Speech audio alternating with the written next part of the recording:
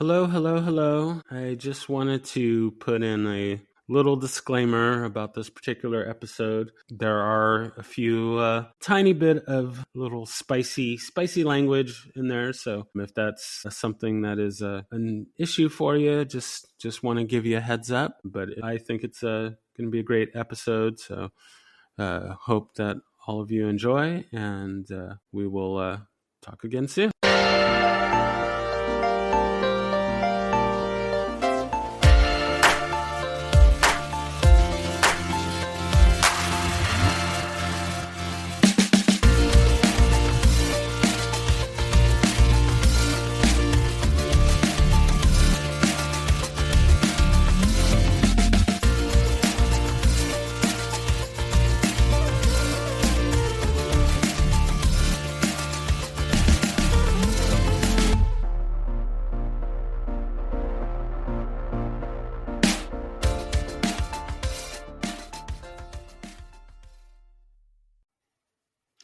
Hello, hello, hello, and welcome to the My Empty Hands podcast. I am Reggie Darden, and today I have a very special guest with me, Rob, with the McDojoLife, the man behind McDojoLife.com. Excellent site for exposing the martial arts frauds and crazy people out there, and also really doing a great job with also putting out those that are, the ne'er-do-wells in the martial arts, these fraudulent school owners and these people that commit crimes and whatnot, and they're teaching our children and our loved ones, and they really shouldn't be. So I'm really happy with the work that you're doing and getting that word out there.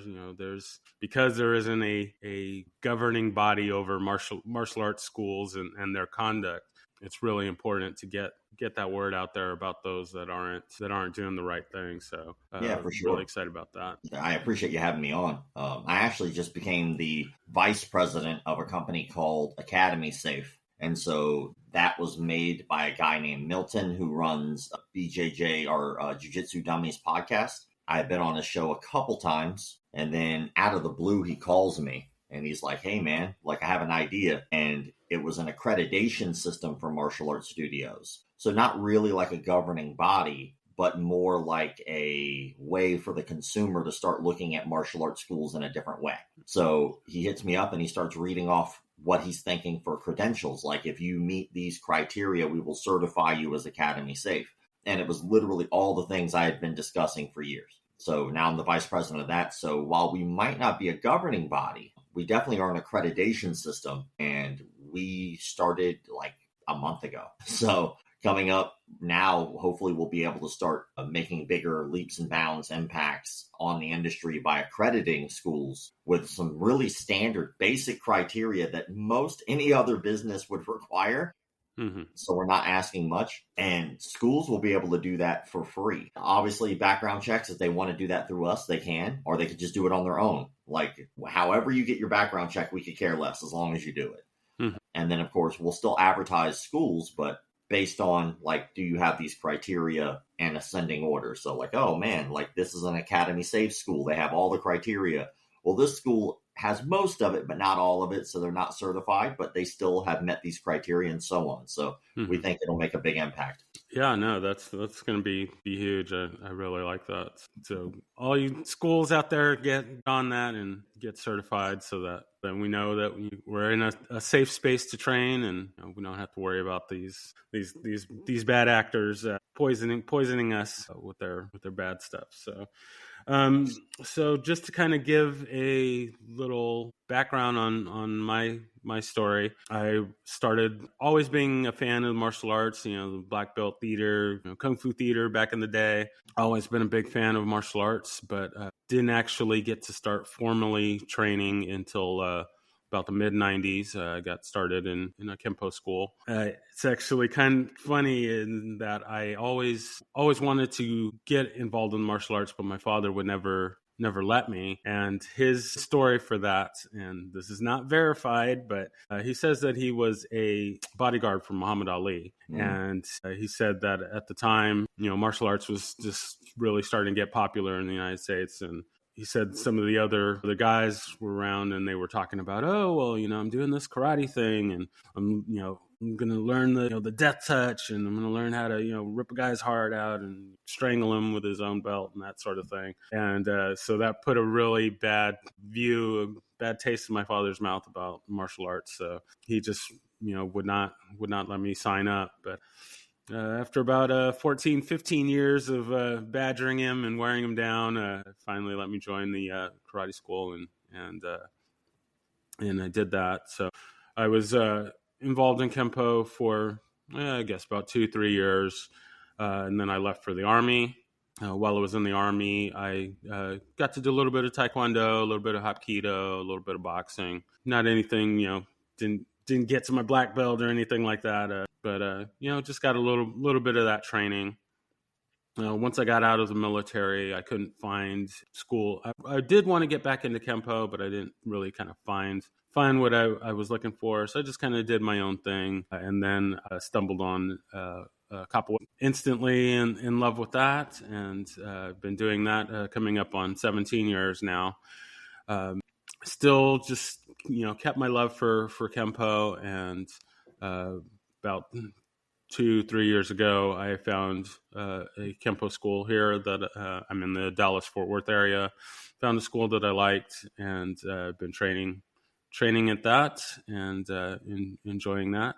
I always joke that I wish that there was 40 hours in a day, because just I have this renewed love for the martial arts, and I just want to do everything. I've been eyeballing a Kali school. I've been eyeballing another Hapkido school, some Kobudo stuff that I've been looking at as well. And there's just a ton of schools that I just want to go to, but I don't have time to do them all. And, just now adding more to my plate by doing this podcast, it's just not enough time for everything. Well, that's a good thing. It's good that you were able to, after all that time away from it, be able to be rejuvenated and ready to attack it again. Like my job is really weird because I deal with a lot of the evil in the industry, and I can see why not really anybody else does it, because it sucks. Like it really, for a while there, it put like a bad taste in my mouth for martial arts, which is specifically the reason I started doing what I do, is because I love martial arts. And to go from loving it to absolutely hating it sucked, because I couldn't look at the industry the same after seeing how lackadaisical it was and how it would allow just the most evil people in it. Yeah. So it took me a while to actually really give a damn again. So I've kind of been in the last year or two kind of in my upswing of caring again. Mm-hmm. But for a while there, I was just like, I didn't train, didn't care. I was like, why? I was like, there's no point. And then of course I'm looking at this from a different lens when I'm looking at it from the evil of the industry, not the good that it does. And then it's easy to forget sometimes that it does such good, and then, I got to look back and think, well, it gave me an entire career. Mm-hmm. It guided me on a path of doing something that I truly love. And then, I can't let the evils in the industry really dictate how I'm going to view what I enjoy. So I was able to get back into it and start feeling good about it again. But it sucked for a while, because every time I'd even think about going to train, I would just be slumped over like I was going to work. I was like, this is your job, but that's not your job. That's your hobby. You can go train and enjoy it and not bring this into that. But it was hard to separate the two for a while. Gotcha. So, yeah, I would like to just hear your story of, how you got involved in the martial arts. How was that, your beginning journey, and just kind of tell us how you got started and where you kind of went from there. Yeah, man. I started when I was 12, because I was getting beat up a lot in school. So around the time I was 11 years old, getting close to my 12th birthday, I got beat up in a gym class. And I was getting in constant fights and picked on and teased in school because I was born with a cleft lip and palate. So kids would pick on me for my scars. I was constantly going through surgeries at that time. So I'd come to school with bandages on my face or stitches. So it was an easy target for low hanging fruit. And one day I got hit in the back with something in gym class. I was like, damn, that didn't feel good. And it was what we call a bee stinger, which is a folded up piece of paper that you put in the shape of a V and put into a rubber band, and you snap it at people, and it feels very similar to like a paintball. Like getting hit with a paintball is what it feels like. So I got hit and I turned around and I was like, stop. And then like a group of 5-6 kids stood up and came and sat next to me, because our gym class, we had benches in the changing room, in the locker room. Mm-hmm. So the class was almost over. Everybody had just changed out. We're waiting for the bell. These kids sat next to me and they were like, what are you going to do if we don't stop? I was like, well, I guess we have to fight. Like, that's how this goes. Like, you hit me, I hit you. That's the way this happens. They were like, all right, well, you can fight all of us when the class is over. And they made it very clear that they were going to jump me after class. I was like, damn it. Like, no. I was like, that's not what I wanted at all. And I didn't even start it. I was just trying not to get abused. So as soon as the bell rang, I walked outside to go to my next class. And of course, they followed through on their promise and they just beat the stew out of me. And they did so for about 5 minutes. And the only reason I know it was 5 minutes was because they beat me from the time the bell rang to the time the next bell rang. No. A 5-minute gap, which is a long time to catch a butt whooping. So they were stepping on me. I got hit, stabbed with a pencil. I still have a little lead in my finger from that, or at least the scar of that, which is fun. Nice little reminder. I remember laying there getting kicked in the face and trying to protect myself as best I could. And I looked up through the little mob that was jumping me, and I saw 2 teachers stand there and just watch the whole thing. They did nothing. They just watched me get beaten on. And then the next bell rang, that second bell rang, and they all scattered. So I remember laying there just kind of bleeding, like, well, this sucks. And then I saw like a figure coming towards me because my glasses had gotten broken and I can't see a damn thing without my glasses. So I saw something walking towards me. I was like, all right, here we go again. Like, maybe it's round 2. And it was a friend of mine. It was actually one of my only friends in middle school. And he was just late to the class. So I was like, oh, thanks, Dick. Like, you could have gotten here on time and helped me. But he's always been late to everything as long as I've known him. So he picks me up and he walks me to the nurse's office. And as he's walking me to the nurse's office, we don't really say much, but he goes, here, you need this. And it was a card for a free trial martial arts class. And I was like, oh. So I put it in my pocket. And when I wound up going home, I asked my mom if that was something I could do. I was like, hey, I'd really like to do this. And my mom was worried throughout my childhood that any sport would cause damage to my surgeries that I had from my cleft lip and palate. So she didn't want me to do baseball because she was worried I'd get hit in the face. She didn't want me to do football, etc. And so when I asked her for that, she said maybe. And I think it probably had a lot more to do with what was going on at that time of me just constantly getting into fights and all that good stuff. And I guess my mom had a viewpoint that most people do about honor, integrity, discipline, respect, all that stuff that typically are the catchwords from martial arts. So then the next month was my birthday, my 12th birthday. I wind up going home. And waiting for me on the kitchen table was a present and a cake. And my mom can bake, so the cake was great. But there was one present, so I opened up the box and it was just a piece of paper in there. And I'm a 12-year-old kid. I'm like, what the hell is this? All I'm going to do is a piece of paper. So she goes, read it. So I looked at the paper, and it was a contract for the martial arts studio. She paid in full.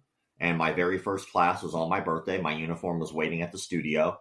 And then I've been doing it ever since. So since that day, it's been 27 years, coming up on 28 in April. Every year on my birthday, I get to celebrate, which is a very easy way to remember when you started. So my birthday now is my celebration of being in the industry for another year. And yeah, I've been able to travel the world doing this. I've been able to teach seminars all over the world. I've been able to teach anti-bully seminars. I've been able to teach stranger danger seminars to kids at local schools here. I've been able to travel and teach like adults kickboxing and nunchucks and jiu-jitsu, and it's been just an awesome experience, because to find a thing that you like to do at such a young age that winds up becoming the thing that you do is so rare when I see other people. Most people have no clue what they want to do with their life. They have no clue, no idea. They're in college, they're doing some major or minor that they just can't stand, but they're paying thousands upon thousands of dollars every semester to go learn the thing they don't want to learn.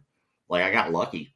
I got to discover the thing that I really like to do at 12, and then just been able to continue to do so my entire life. I've now done martial arts longer than I haven't, which is very cool to me, Yeah, for sure. So do you recall, what that first style was? Are you still in that style? done a few. I remember the first class. Like I remember the very first. I remember everything about my first class, which is weird. I started off in a system called American Freestyle Karate, which is a little bit more like Joe Louis, Bill Wallace, Benny the Jet type martial art. It was a lot more geared towards sparring, a lot more geared towards kickboxing. We didn't do any katas. We just basically worked technique. That was it. And then we applied. It's technique, apply. Technique, well, drill, apply. So we did that a lot. And then during that time, I was learning, beside that art, another art that was taught at the facility was an art called Lisajo Do, which is a weapon system no one's heard of, but it's a weapon system that basically talks a lot about like angles of attack and how your body mechanics works. So if you learn that system, one perk is that you can pretty much pick up any weapon and they all work the same. Because no matter what's in your hand, the only thing that really changes from weapon to weapon is intent. The angle will always be the same. And then once you start learning those angles and how those angles connect to each other, it becomes very easy to pick up any weapon and use it efficiently, because you're just basically worrying about these lanes of attack more than you're worried about what the weapon is. So that was super. I'm very grateful to learn that, because like I'm one of the few people who know that system, know it very well. And then around that time, I think I started point fighting like a month after. My first point fighting match was a month after I joined, because my whole goal was I'm just tired of getting my ass whooped. I was like, I'm tired of getting beat up. So I want to apply. The whole reason to do this is, well, I have to know if this really works. So the only way really to do that, yeah, you can spar, but those people are purposely trying not to hurt you, usually. They're trying to guide you and you're trying to work together as a team. A competition's different. That person doesn't know you. They don't care about your well-being. They just want to win. And so that's what a fight is. Someone who doesn't care about your well-being and just wants to win. So wind up doing a tournament a month in, got the bug, loved competing at that point because I liked the adrenaline dump. And then after that, I went and started boxing at nightclubs at 15. There was a nightclub in town called Plush. And the only reason I was able to go into this 21 and up bar at that time was because my instructor was the promoter for this boxing match, or for these boxing matches that happened every weekend there. Mm-hmm. And my mom signed a waiver every weekend and let me go. So I started because it's 21 and up, I had to be the first person to fight usually to start. Like as time went on, like I could just do what I wanted, but first person to fight every time. And then I had to leave immediately after. That was like the deal at first. And then because no one was like helping set the ring up, they were like, hey, we need you to set the ring up for us and we'll let you stay longer. And I was like, okay. And then after that, no one was breaking down the ring and the nightclub people weren't helping. So like the bouncers were like, that's not our problem. That's your problem. So then because no one was really helping break down the ring, he was like, all right, I'll let you stay the entire night if you help break down the ring. And I was like, all right, I'll stay all night, as like a kid in high school who is in a nightclub. Like, this is awesome. So I did that for a while. It was called patron boxing. So they let anybody who wanted to sign up that night get into the ring, which is not really legal anymore. It's not the same like it used to be. And then from there, I did kickboxing. Then from there, I was on an international kickboxing team for 2 years called Team Full Circle. So we traveled, and really internationally, we went all over and did kickboxing and sport karate tournaments. Then I ran a school for 4 years. And then after that, I wound up getting bought out and became a striking coach and a kids program director for a jiu-jitsu academy in town. And then McDojoLife blew up, and then now that's all I do. So now I get to like travel. I do seminars when I want to do seminars, which I love to do because I do like to teach. But I don't want to live in a dojo, which is what was happening before. I want to teach like kind of like, an uncle, like, hey, let's all hang out for a second. Now get out of my house. Yeah. Like that kind of thing. So now I get to like teach and do the part that I like without having to be chained to a dojo, which is what it was like before. I just lived there and I was like, dude, I have no life outside of this, which I think is important for a teacher to have context to life. Yes. Like, you can't just be like, this is how it is in the real world. Like, you only live in this dojo. What are you talking about, the real world? Like, you don't have a job. You punch people for money. Like, that's not reality. Like, you live in the fantasy world. So it was nice to be able to get away from that and live like an actual life. And now I just basically am chained to this room most of the time. Yeah, that's pretty wild. Kind of going back a little bit, I'm really surprised that your mother was signing off on you fighting, considering her concerns about you, doing not only training but just doing any kind of sport. You and me That's both, quite man. a that's quite a 180. I mean, I didn't see that coming either. Like, it was weird. Like, I didn't foresee her letting me do that ever. I remember I remember having the waiver because I talked to my instructor, and I think my instructor didn't expect her to do it either. I think that's why he was so okay with it. I think in his mind, he was like, well, she'll never sign it. So I remember asking him if I could fight at the fight nights, because before that, I was already a part of like a demo team that they had. And the demo team for the karate school was called the Neon Ninjas. And during that, there was another fight night that was taking place before that. And it wasn't ours. It was at a place called Club 5. And we would go, and my instructor was the referee there, but they did the exact same thing, which is where my instructor got the idea. So we would go there, and we would do like a halftime show, which is like a part of like the payoff for my instructor to be the referee. So we would go as just go in literally halfway through. We would do a performance, a martial arts demonstration, and then we would leave. And when I did that, I think I was like 14 when we started doing that. And then I remember like every time I'd go, we get to watch a couple fights. So we'd see like one or two fights, and then like we would have to tear down everything and leave immediately. But I remember watching this thinking, this is just the coolest thing ever. The way that it was set up was amazing. I wish more places did it, but obviously with legalities now, it's not the same. But I just remember like the announcer would heckle fighters while they were fighting.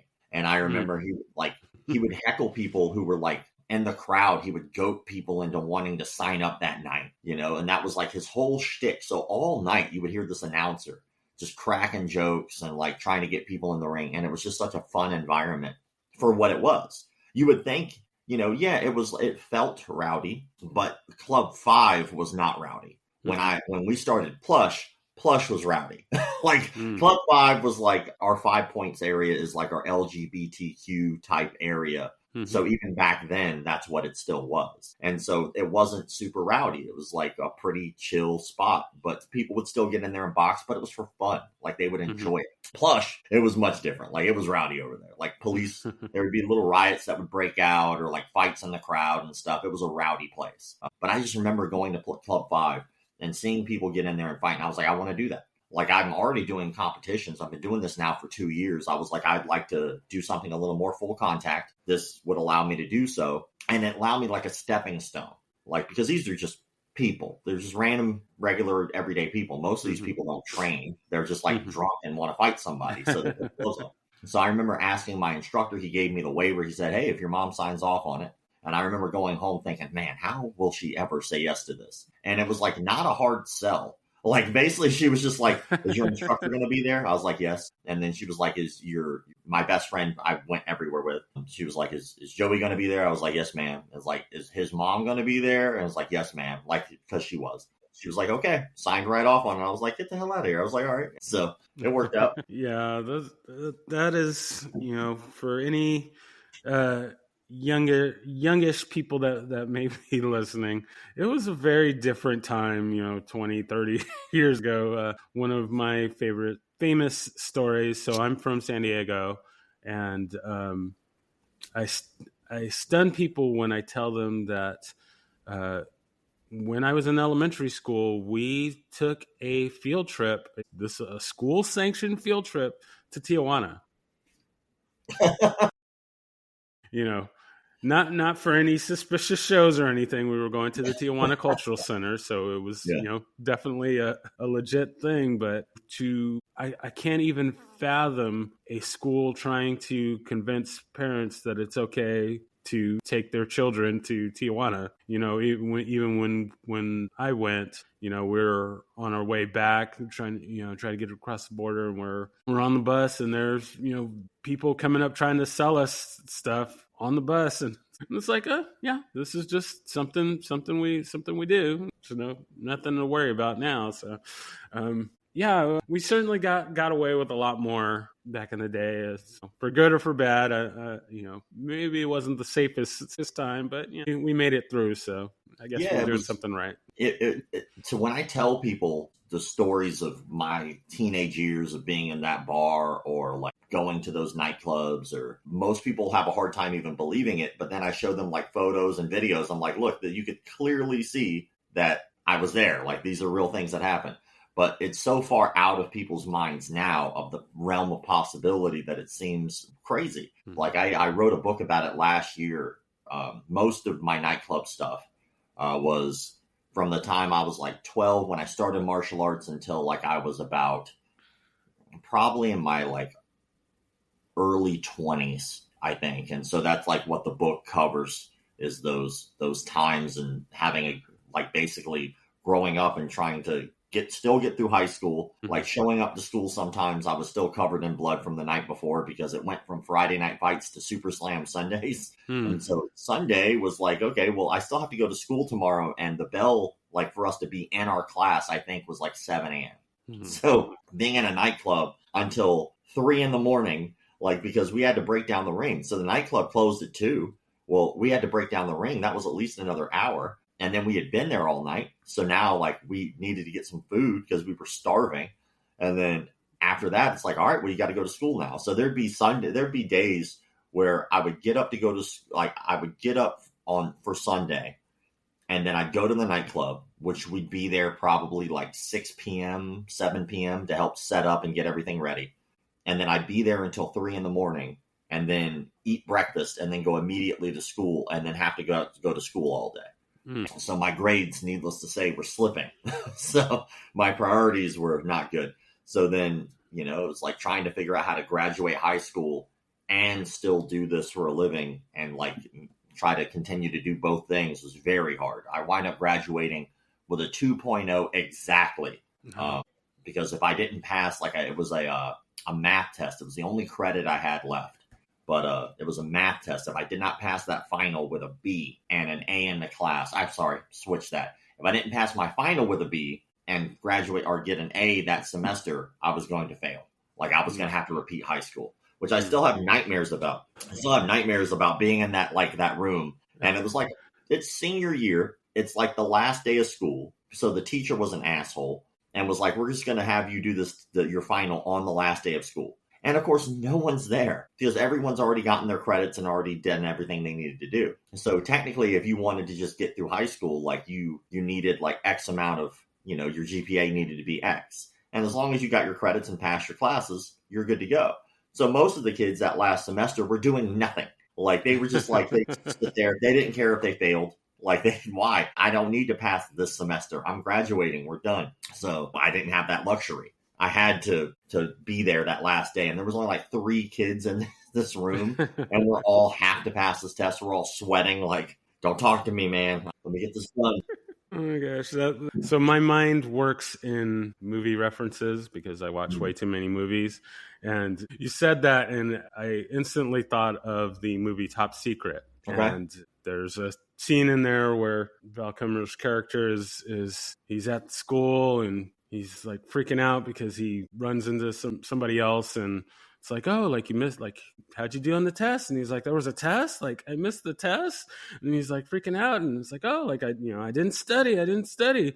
And he's freaking out, and then he wakes up, he realizes he's in a dream, and his reality is he's in a German prison being whipped, and he's like, oh, thank God. Yeah, that's great. Yeah, like it's weird. Like, sometimes you get like these weird dreams. I get like strange reoccurring dreams from time to time. They're always like the same, like 3 that like to cycle if I get these reoccurring dreams. And they always like freak me out because they're terrifyingly graphic. And then I wake up and I'm like, oh yeah, I forgot I've had that dream like 50 fucking times. And here I am still having to have this dream. Yeah, I'm kind of similar. I have this one that's kind of,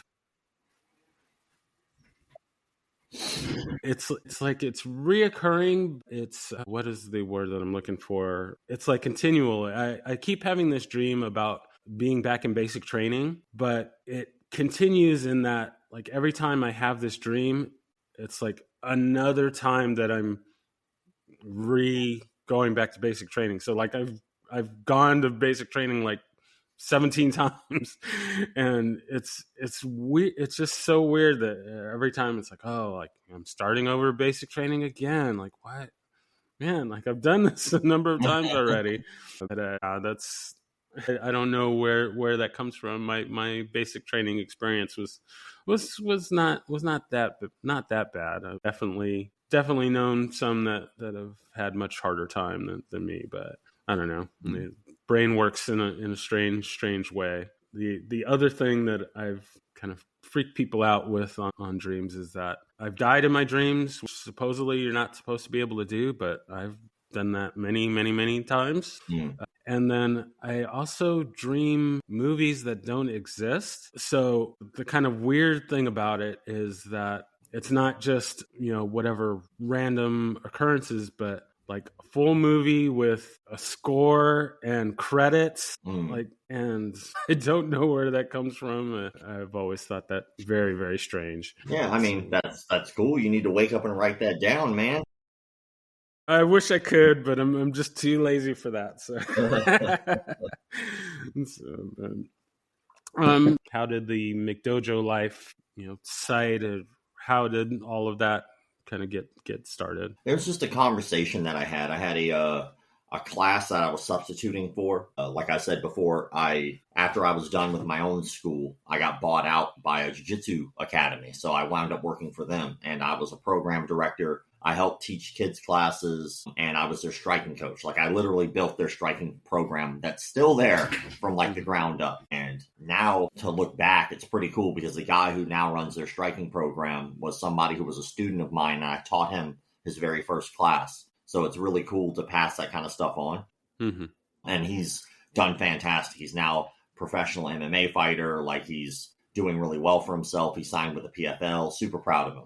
So hopefully he continues to have a good career. And we talk still, and, I go train from time to time. And it's always cool to be able to go back and see how well he's doing there. But at the time, I was substituting because I was a program director. So I'm just inputting contracts into the system or making phone calls, all that. And I wind up getting a call from my boss, who never gets sick. And he was like, hey, man, I'm not feeling very well. Will you teach this class? Not a problem. I teach that noon class. And noon classes are funny because it's either people who don't have to work or people who have to go immediately back to work as fast as humanly possible. So most of the people who had taken that class that day didn't have to work. So class was over. We're chit-chatting to each other about random martial arts topics, and the subject of McDojos came up, which McDojo is a term that's been around forever, like well before I ever joined martial arts. Even knew martial arts existed. So we got on that topic.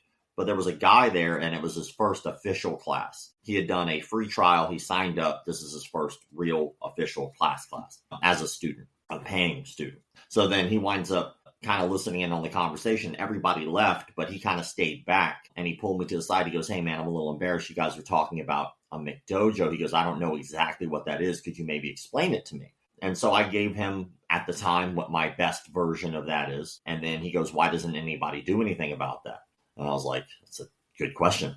It's just a good question. I had never thought about it, and then kept echoing in my head. I just didn't know the answer. So, of course, when you don't know the answer, you usually want to find out. So I started looking online. I wound up coming across like a website called Bullshido Forums. And Bullshido Forums was a website where it was an open forum where people would just like talk crap about different martial arts, stuff like that. And I was like, this is on to something, but I noticed like there's no real resolution here. The only goal here is just to talk crap. It's like no one seems to want to be coming up with some kind of solution. No one's truly defined what this is. Because like I even looked at like back then there was even videos of like, 1,000 ways to know your dojo's McDojo. I was like, that's a lot. Like I think we can pigeonhole that a little bit better than what it is. So I started trying to look into what a McDojo is, because the only way to solve a problem is you first have to define the problem, and it has to be a clear definition. So I noticed that most people were complaining about things that were irrelevant. They were complaining about like really semantical things, or they were complaining about subjective things. So they would say, all right, well, a McDojo is a school that charges too much. I saw that a lot. Oh, they charge too much. They charge you for all these things. And I was like, well, that seems very subjective to the individual. Like what's expensive for one person isn't expensive for another. And most of the time, if you can't afford something, you usually wish you could. Like, if I can't afford a Lamborghini, doesn't mean it's too expensive. It means I wish I had enough money to afford a Lamborghini.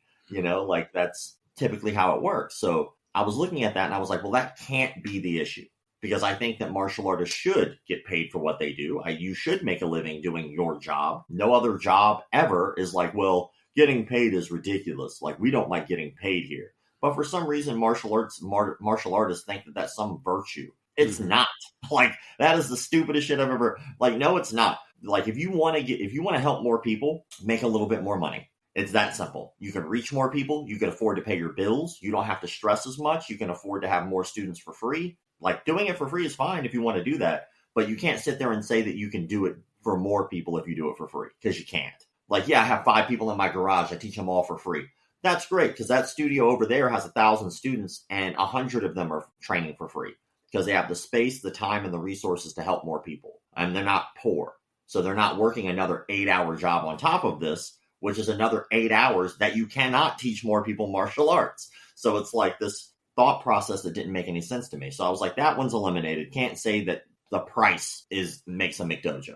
And then the next one that I heard was, they got their belt too fast. They got their belt in like 2 years. So I was like, all right, well, let's look at that from an outside point of view over all martial arts. The same people who were saying that people in Taekwondo were getting their belts too fast were praising BJ Penn for getting his black belt in jiu-jitsu for 3 years. Well, what is it then? So you're saying that these people can't be black belts in under like 15 years, 10 years, whatever the case may be. But you're saying this guy can be? Like, he competed. No. The difference is he does the art you like, and they do an art you don't or you don't understand. Because look at how many Taekwondo black belts were UFC belt holders. For anyone just curious, just go look it up. It's astronomical how many. Right? So we can't say that, well, if they got their belt too fast, because again, that's subjective. Maybe they earned it that fast. Maybe they really are that good in terms of learning that art. So we can't sit there and say that it's too fast because that's on an individual basis. So we move forward. Well, the last one that I noticed people were complaining about was skill. Well, they're not very good, or they suck. It's like, compared to who? Compared to the quadriplegic over there, I think they're doing pretty good. Compared to the guy paralyzed from the neck down, they're doing pretty good. Compared to maybe locally, they win all their tournaments. But maybe state, they don't. Well, that's like anybody else. Everyone has a cap. There's always somebody better than you. And if we're going to say that it's based on skill, what does that mean? Are we saying in competition? Are we saying in general? Because if we say in competition, some of the most influential black belts ever to exist did not compete. John Donahue, one of the greatest jiu-jitsu coaches ever, doesn't compete, didn't compete, doesn't do it. But he trained some of the greatest jiu-jitsu competitors ever. So we can't say that is a standard. Well, what about people who impact people? Well, let's see here. How many professional fights did Bruce Lee have? How many fights that we could literally watch? Not stories, not hearsay. How many fights did he have that we could actually watch that he competed in?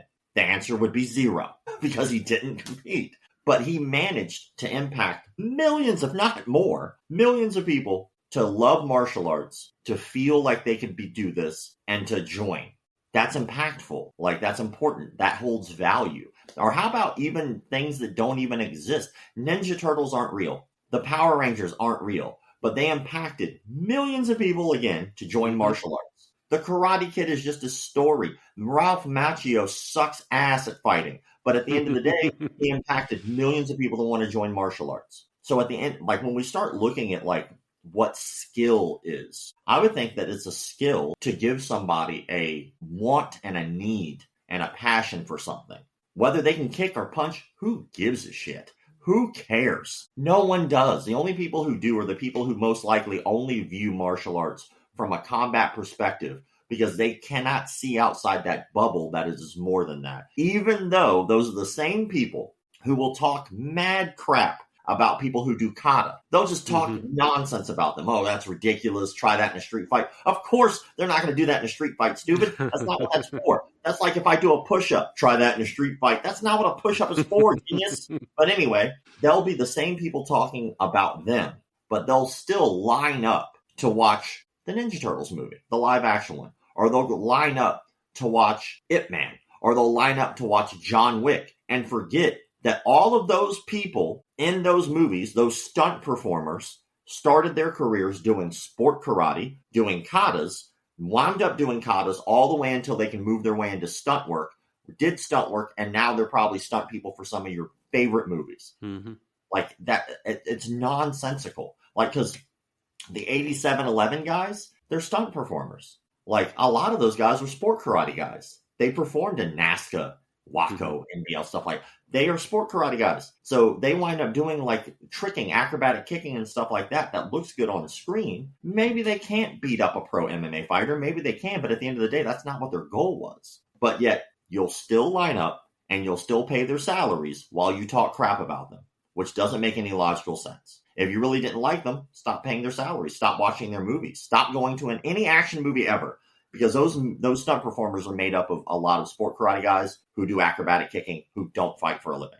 So it was all nonsensical to try to define what a McDojo is, because so many people have this weird view. So it all boiled down to, what is the real issue in the industry? Well, I would say that me being able to do stories for the last 11 years, 2 or 3 times a week at least, of sex offenders in the industry was a problem. That's a real problem. Rapists and pedophiles in our industry are rampant because there are no regulating bodies. So you can open up a martial arts school and still teach. Like, you can still teach kids even if you are a registered sex offender. That is a fact.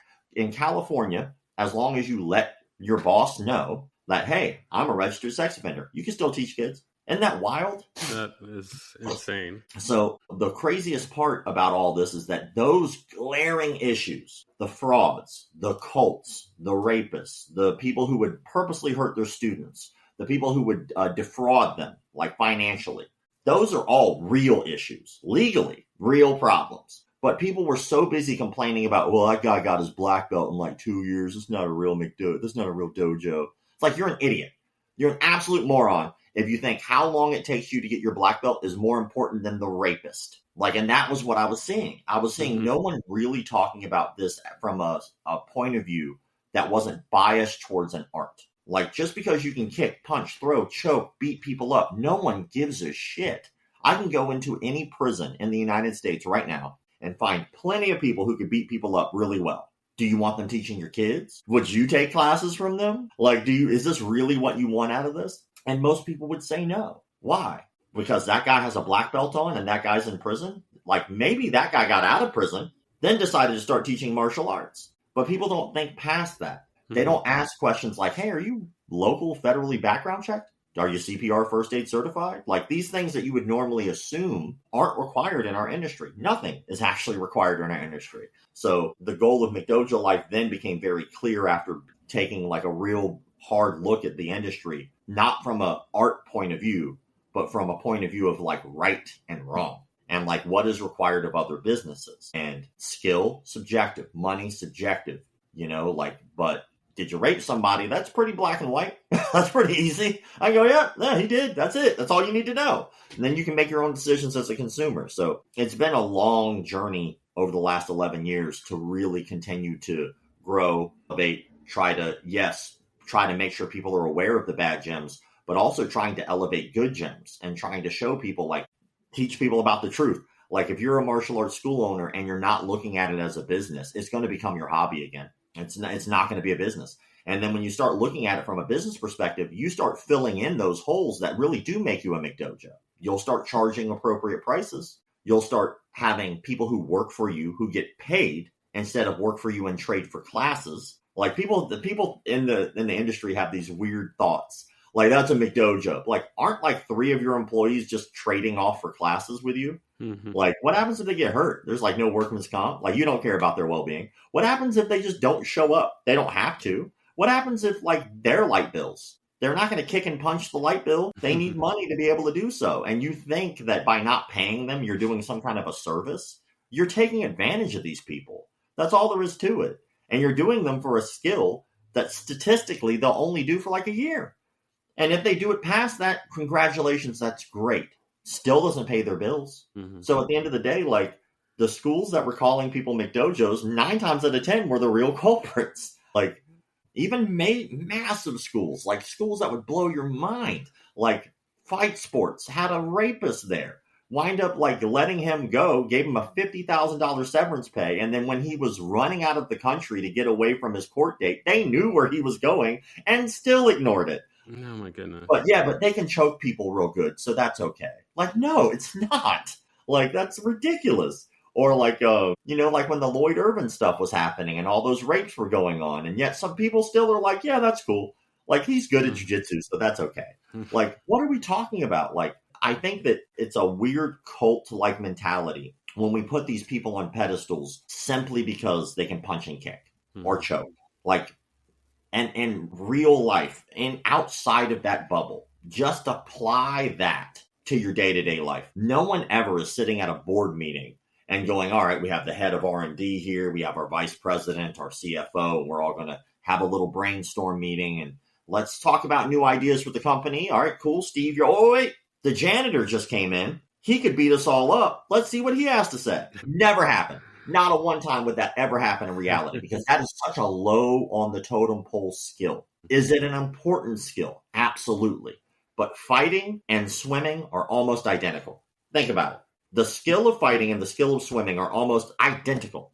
For instance, if I asked you to swim right now in your house, would that make any goddamn sense? It would make no sense. You'd be like, why? There's literally no water here. Why do I need to swim? Now, the skill of walking would be important if you want to move in your house, but swimming, useless. Fighting, if I ask you to fight right now, it is just as handy. Who are you going to fight? Who are you going to beat up? Why? It's a useless skill right now. But if I take you and drop you in the deep water, you better know how to swim, or you're probably going to die. If I take you and drop you into a fight for your life, you better know how to fight, or you might die. And they're very similar in that way. But other than that, fairly useless. If I learn how to swim, I will get supplemental things that come with swimming. Probably lose some weight. I'll probably learn about how hard it can be. I'll probably learn about my fortitude as a person. Can I continue to swim even when I'm tired? Can I continue to tread water even when my legs cramp? Can I make it past adversity? Can I compete against other people? Fighting's the same. Can I make it past this adversity? Can I continue to fight when I'm tired? Blah, blah, blah. Will I lose weight doing both? Probably. Can I get a mentor out of doing both? Probably. Those are all options, but they are fairly useless skills until you need them. Then you damn sure better have them. But people make it so that way it's the most important skill. Like, and then I asked them, how many street fights have you been in as an adult? And they're like, well, none. Like, it wasn't that important. Like, you haven't even used the skill. Like, you have to force yourself into using the skill. Mm-hmm. So I think what's more important is, are we safe? Are we enjoying ourselves? Are we getting those supplemental things that come along with it? Are we able to continue to do it with a passion? Is it helping other people? Like, I think these are more important questions than, okay, you knocked someone out yesterday. Who cares? The police care, but other than that, no one else probably cares. Exactly. All right. So as we kind of head towards close here, I'm still working out my process. So on my normal episodes, I have some kind of fun little questions, but since they are primarily focused towards Kempo, I have to kind of rework them here a little bit. But first one would be a technique or a strike or whatever would be, what would be your favorite technique Well, that's easy. I love an axe kick. Axe kick is probably one of my favorites. I've always been kind of lanky and tall, so it's been very handy having longer legs. I've always preferred kicking, which is funny because, like, apparently I'm a better boxer. I was a 6-0 amateur boxer, but a 4-2 amateur kickboxer, so clearly I'm better at boxing. But I've always loved an axe kick. It's especially with like people who might not necessarily come from more traditional backgrounds. Mm-hmm. Axe kick isn't usually in their wheelhouse to like to do, so it usually throws them off. They're used to leg kicks or they're used to body kicks. They're maybe a round kick to the head, but they're not used to like these fancier like hook kicks or axe kicks or hinge kicks. Mm-hmm. These are all like things that might be a little more advanced. But I love doing setting it up with like a side kick. You pump the side kick out, you pump the front kick out because the front kick and the axe kick look very similar. You pump that out, and then once you can get the hand to drop and start defending it, it just as soon as you pick up your leg like you're going to do it, their hand just drops immediately, and you just throw it up, and it's just the whole foot just smacks right on the face. Mm-hmm. Depending on how clean the dojo is, it could be kind of gross, but at the end of the day, it's one of my favorites. Love an axe kick. I think it's like a fantastic kick that's underutilized. Yeah, no, I agree. You mentioned you didn't train kata, so I'm going to assume that you don't have a favorite kata or anything. Nah, the only time I ever did kata was when I was on Team Full Circle. When I was on Team Full Circle, the owner, his name's Tom Kelly, and he owns Tom Kelly Construction, and that construction company actually made all the Fuddruckers. So the restaurant Fuddruckers, like he built them all. But his daughter was a student of mine, and she wanted to be on a national team. She wound up like going to compete to go to the trials to see if she can get picked up by a team. She didn't get picked up. She did well, but she didn't get picked up. So he was like, I'll make you one. And he was like, if you really want to do this, I was like, we'll do this, but we're doing it my way. And so he built the team. He put it together. I wasn't on the team, I think, for like the first 2 years of its conception. And then I earned my way onto the team. And then I had the opportunity to travel and do quite a bit on that team. But, while I was on that team, the rule was you had to do kata.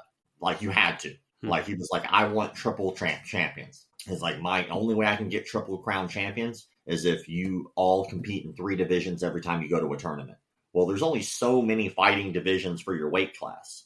So if I was lucky, I'd be able to do 3 fighting divisions. If I was lucky. Like, usually you can do like a team fighting, like for NASCAR, Waco, stuff like that. You can usually do like your weight class. But that was, and then if I was really lucky, there'd be a continuous kickboxing division, which I excelled at. I did very well in those. But sometimes there wasn't that continuous kickboxing division, or there wasn't that team fighting division. So I had to do kata.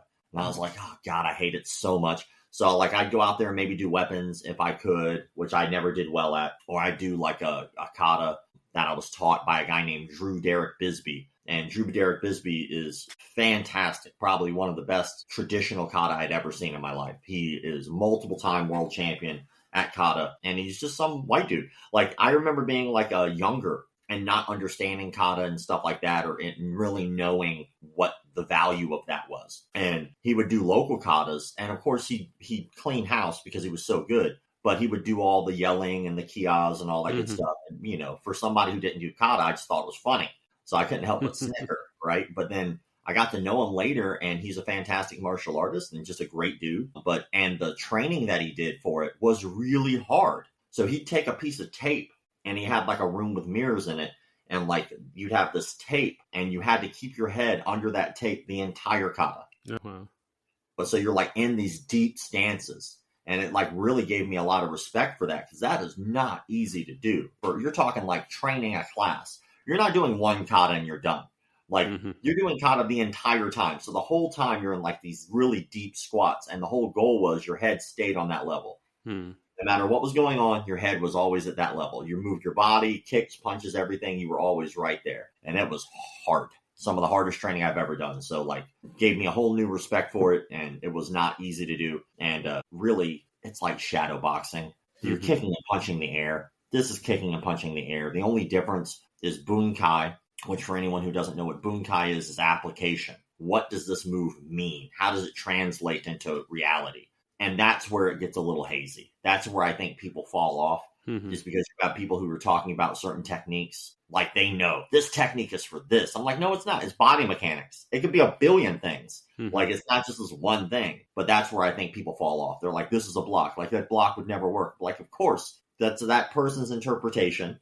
They might be wrong, but like that's their interpretation. That's the whole point of bunkai, is their interpretation of technique. Sure.